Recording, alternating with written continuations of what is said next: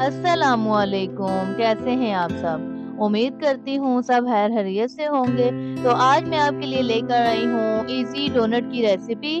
तो इसके लिए आपने एक-एक स्टेप को पूरी तरह से फॉलो करना है और वीडियो को पूरा वॉच करना है। तो चलें बनाना स्टार्ट करते हैं। तो यहाँ पर मैंने सबसे पहले एक बाउल ले लिया है। अब मैं इसमें ऐड करूँगी एक अंडा। अंडा रूम टेम्परेचर पर होना चाहिए। अब इसमें ऐड करेंगे 1/4 कप चीनी। मेरी बारीक वाली चीनी है, आप कोई सी भी ले सकते हैं। और साथ ही इसमें ऐड करेंगे हाफ कप मिल्क। मिल्क भी रूम टेम्परेचर पर होना चाहिए। और अब इसमें ऐड करेंगे 1 टीस्पून वनीला एसेंस। और अब इन तमाम चीज़ों को विस्क की मदद से अच्छी तरह से मिक्स कर लेंगे, तब तक जब तक कि हमारी चीनी अच्छी तरह से घुल नहीं जाती। अगर आपकी मोटी वाली चीनी है तो आपको थोड़ा-सा ज़्यादा टाइम लगेगा, बस आपने इसी तरह से मिक्स करते रहना है और अच्छी तरह से हमारी चीनी घुल जाएगी। तो यहाँ पर मेरी चीनी अच्छी तरह से घुल चुकी है।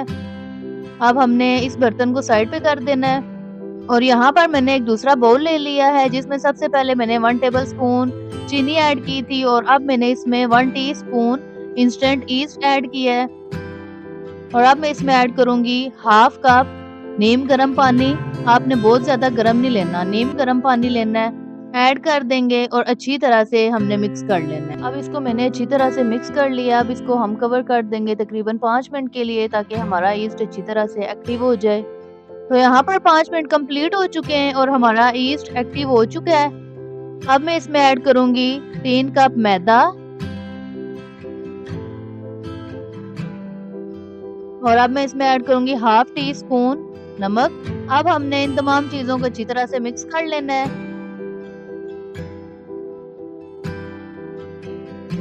इनको अच्छी तरह से मैंने मिक्स कर लिया है।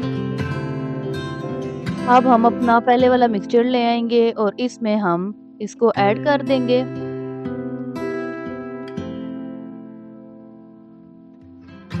अब इसमें ऐड कर देंगे 2 टेबलस्पून बटर।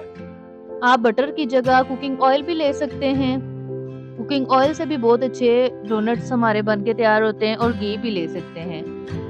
लेकिन बटर से अगर आपने कोई चीज़ सॉफ्ट बनानी हो और फ्लफी बनानी हो तो आप बटर इस्तेमाल किया करें, तो उससे हमारी चीज़ बहुत सॉफ्ट और फ्लफी बन के तैयार होती है।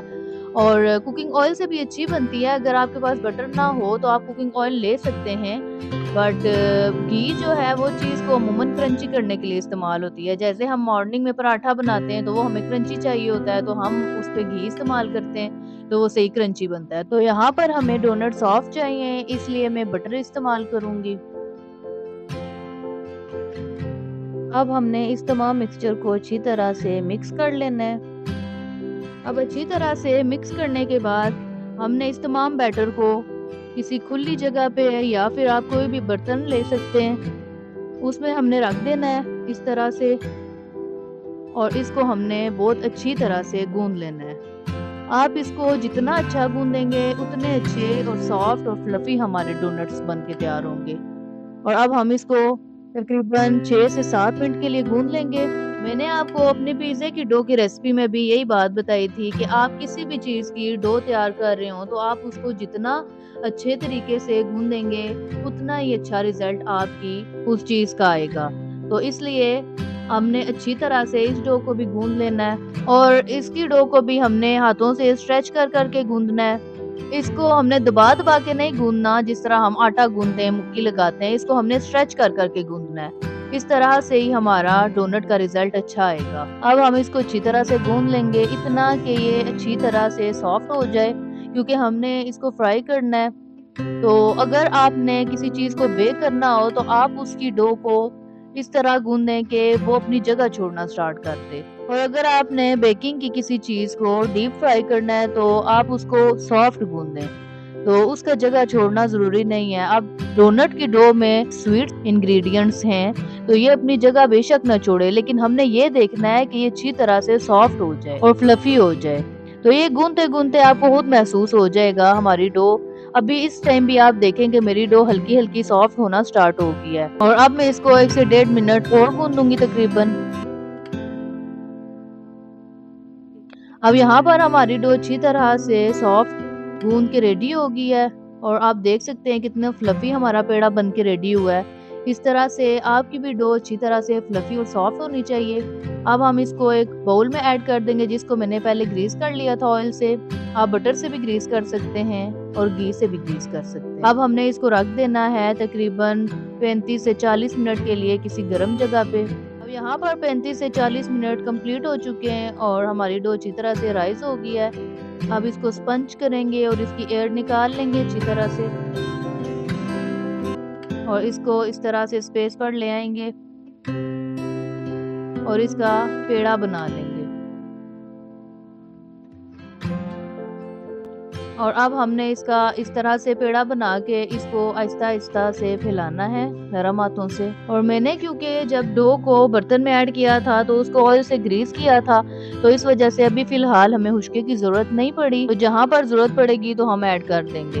यहाँ पर मेरी रोटी अच्छी तरह से सेट हो गया। मैंने इसको इस तरह से उठाना है और थोड़ा थोड़ा सा इस तरह से मैदा डस्ट कर लेंगे और इस पे अपनी रोटी को इस तरह से फैला लेंगे। अब इसको अच्छी तरह से हम बेल लेंगे। और आप किसी भी चीज़ की रोटी को बेलें तो आप उसको साइड से हमेशा बेलना स्टार्ट किया करें। ये नहीं कि आप दरमियान से बेलना स्टार्ट हो जाएं। दरमियान से आप बेलेंगे तो आपकी रोटी दरमियान से पतली हो जाएगी, साइड्स मोटी हो जाएंगी, तो उस तरह फिर चीज़ का सीक्वेंस मेंटेन नहीं रहता।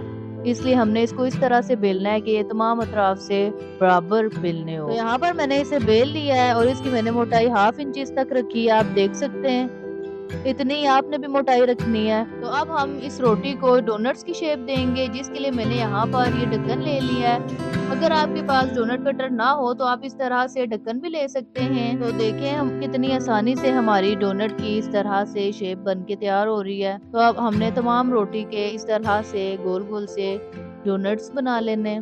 तो यहाँ पर मैंने तमाम डोनट्स इस तरह से राउंड शेप में कर लिए हैं। और अब हमने किसी भी चीज़ का छोटा ढक्कन ले लेना है और इसके दरमियान में इस तरह से सुराख कर लेना। तो यहाँ पर हमारे तमाम डोनट्स कट के रेडी हो चुके हैं। अब हमने जो साइड्स हैं इस तरह से साइड पर जो आटा है उसको उतार लेना है, बहुत इजीली उतर जाएगा। और इस आटे के हमने दोबारा से डोनट्स बना लेने पेड़ा बना के। तो अब हमने जो साइड से आटा निकाला था उसका हमने इस तरह से पेड़ा बना लेना है और इसके भी हमने उसी सेम प्रोसेस से डोनट्स बना लेने हैं, जैसे मैंने आपको पहले बताए उसी तरह से हमने बेलना है और डोनट्स तैयार कर लेने हैं। तो यहाँ पर हमारे तमाम डोनट्स कट के रेडी हो चुके हैं और दूसरी और तीसरी दफा जो साइड से आटा निकलता गया मैं उनके पेड़ा बना के दोबारा से डोनट्स बनाती गई। आपने भी इसी तरह करना है। अब हमने इनको कवर कर देना है तकरीबन 20 से 25 मिनट के लिए। यहाँ पर 20 से 25 मिनट कंप्लीट हो चुके हैं और हमारे डोनट्स देखें और राइज हो चुके हैं माशाल्लाह। अब हम इनको फ्राई करेंगे। तो यहाँ पर इनको हमने डीप फ्राई करना है, जिसके लिए मैंने एक पैन चढ़ा लिया है चूल्हे पे और इसमें मैंने ऐड किया है कुकिंग ऑयल। आपने कुकिंग ऑयल बेकिंग के लिए हमेशा फ्रेश ऑयल लेना है, कोई भी यूज्ड आपने ऑयल नहीं लेना। आपके ऑयल में किसी किस्म का भी फ्लेवर या स्मेल नहीं होनी चाहिए। तो यहाँ पर हमने ऑयल को मीडियम फ्लेम पर गरम कर लेना है, बहुत ज्यादा हाई फ्लेम पर गरम नहीं करना। और इसमें इस तरह से छोटी बॉल में डालूंगी और ये देखिए आराम आराम से ऊपर आ गई है। तो इसका मतलब हमारा ऑयल रेडी है डोनट्स बनाने के लिए और इसमें अच्छे खासे बबल्स बन रहे हैं। और हमने इन तमाम डोनट्स को मीडियम टू लो फ्लेम पर फ्राई करना है, हाई फ्लेम पर नहीं करना, फिर डोनट कच्चे रह जाएंगे, जस्ट उनका ऊपर से कलर आएगा। हमने इनको अच्छी तरह से पकाना है, तो इसलिए हमने मीडियम टू लो फ्लेम करना है। अब हमारा कुकिंग ऑयल अच्छी तरह से रेडी है डोनट्स को फ्राई करने के लिए। तो अब हम इसमें डोनट ऐड करेंगे और देखिए हमारे डोनट्स डालते साथ ही फूलना स्टार्ट हो गए हैं। तो अब हमने इनको तकरीबन 1 मिनट के लिए एक साइड से पकाना है और 1 मिनट के लिए दूसरी साइड से पकाना है। तो डिपेंड करता है आप थोड़ा डार्क कलर पसंद करते हैं या लाइट कलर पसंद करते हैं, उस मुताबिक आप अपने डोनट्स को मीडियम टू लो फ्लेम पर फ्राई कर लें। तो यहाँ पर हमारे डोनट्स एक तरफ से फ्राई हो चुके हैं अच्छी तरह से। आप थोड़ा सा डोनट यूं साइड से उठा के देख भी सकते हैं नीचे से कलर आया है कि नहीं। जब कलर आ जाए तो आप उसकी साइड चेंज कर दें। यहाँ पर मेरा कलर आ चुका है तो मैंने इनकी साइड चेंज कर दी है। अब हमने 1 मिनट के लिए दूसरी तरफ से भी पका लेना है और कोशिश करनी है कि इनको बिल्कुल प्रेस नहीं करना, इनको बिल्कुल हल्के हाथों से आपने पलटाना है और बिल्कुल ईजीली ये कुक हो जाते हैं। तो अब हमने 1 मिनट के लिए दूसरी तरफ से भी कर लेना है और हल्का हल्का सा चेक भी करें तो हल्के हाथों से करें, बिल्कुल इनको प्रेस ना करें, इस तरह हमारे डोनट खराब हो सकते हैं। तो अब देखें हमारी दूसरी साइड भी अच्छी तरह से रेडी हो चुकी है।